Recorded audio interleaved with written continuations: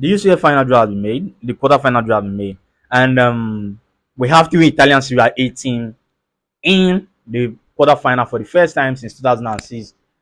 For me, kudos to Serie A. They have really shown in the past few years what they can do in the biggest stages. And three teams reaching this stage of the competition shows the gradual process. The shows the progress in the Serie A right now. And Napoli will be facing AC Milan in the quarterfinal. I don't mean to push AC Milan aside, but with the form Napoli has, I see Napoli having the easiest routes to the final because they could have faced Bayern, they could have faced Manchester City or Real Madrid, but they got AC Milan. I personally, with the form Napoli are right now, that is their easiest draw in the group. If they can beat AC Milan, they will face the winner of Benfica and Inter Milan. Would I see that Napoli is going to crush anything there? On paper, Napoli is going to crush any team standing in their way to the final. That's what I can say. But football is not written on paper. AC Milan are not having the best of form right now. So I will see Napoli win that match. Napoli, Osimhen, Cavacella, you have Kim in the defense. You have these guys, young guys who know how to link up play. They know what to do. Osimhen is a big guy. They're swinging the cross in and expect Osimhen to deliver. Get the ball to Osimhen, get the ball to Cavacella, and these guys are dangerous. I expect Napoli to win the match. Then I am Benfica Inter Milan is going to be another, let me say, boring affair in terms of Inter Milan outing. But Benfica has been a side that knows how to attack. We have seen them 3-3 draw against PSG. The way they boost aside the guys like Gonzalo Ramos, you have Joe Mario, and all these guys coming in, playing football, playing their trade. I wouldn't be shocked if Benfica will actually defeat Inter Milan because Inter Milan were so fortunate against Porto. They needed the brilliance of Wanana to actually make it through to the next stage of the competition. So Inter will also need a brilliant Onana on that day because Benfica are going to bring everything, all their firepowers.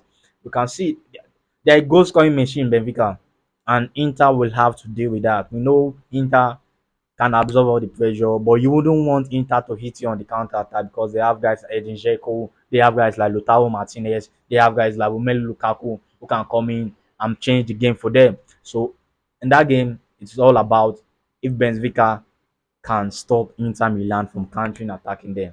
But if it's football, who plays better football? Benfica actually plays better football than Inter Milan at the moment. Then Real Madrid Chelsea, another blockbuster, three straight times in the last 2 years. Chelsea is facing Real Madrid.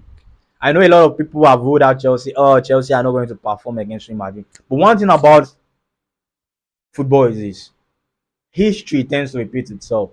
Madrid has beaten Chelsea just once in their last six outing. I mean, yeah, 6 or 7 outing, just once. And Chelsea are even last season when Madrid players said Chelsea were the toughest opponent they faced. Chelsea know how to get under Real Madrid's skin, and I won't be surprised if they do it again this season. It is not going to be a walk in the park for Real Madrid. This is not Liverpool. This is Chelsea, and I expect Real Madrid to come with a clear head, come into the game and seal out the win, because football is not written on paper. Chelsea can actually cause damage, whether you like it or not, and they have showed it a couple of times in the Champions League. It can cause damage to a Real Madrid side, and Madrid know that.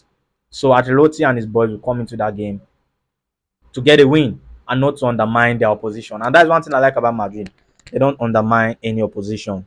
So I expect that game to really be a one to watch out for. Then the biggest feature of the day will be between Manchester City and Bayern. These two teams have these two teams just boil down to who is more clinical.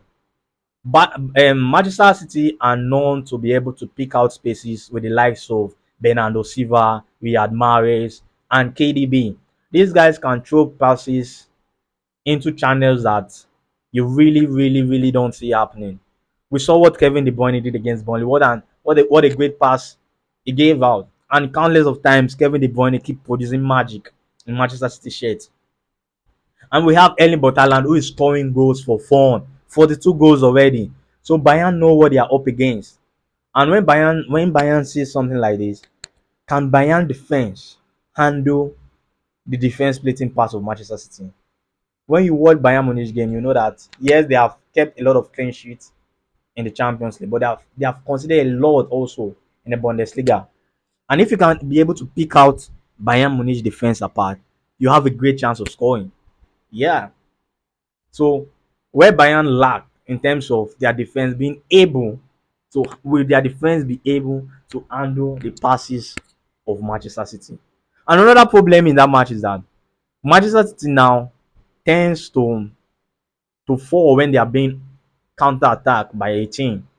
And we all know that Bayern with the likes of Musiala, with the likes of Sane, Mane, Choupo-Moting, Mula, and the rest of them, Koma. But Bayern has a lot of pace in their arsenal. And having this kind of pace, they can tend to hit Manchester City on the counter attack.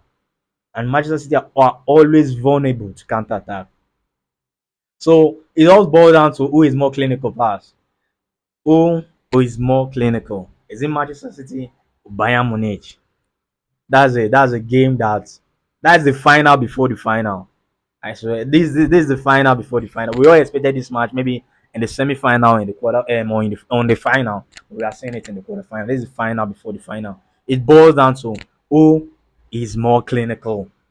Is it Bayern Munich or Manchester City? We are going to see an end-to-end encounter. Please and please kindly subscribe to get more content. You can actually go through my previous videos, give it a like, drop your comments so that we can know where to improve. It's still me, Big Ziki, and everything football. Thank you very much.